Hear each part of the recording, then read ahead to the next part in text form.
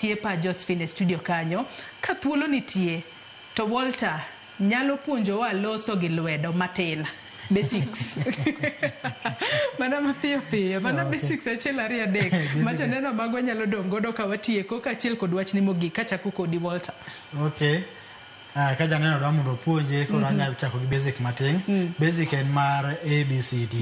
Koro ABCD no koro wabo chako ni A B C D E F G H I J K L M N O P Q R S T U V W X Y Z.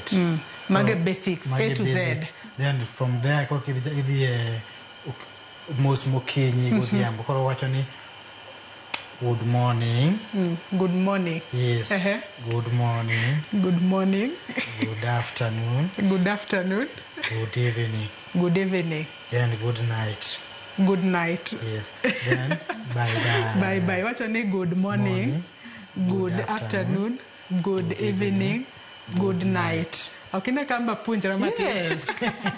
So A B C D B what's your name? A B C D E F G H I J K L M N O P Q R S T U V W X kama X keta kama kama X Y Z. Kama ageno ni janno magwa bendo make mati wachni mogik Walter kwatieko. Thank you kama thank you. Then wacho ni welcome. Yes. Wachni mogik Walter kwatieko.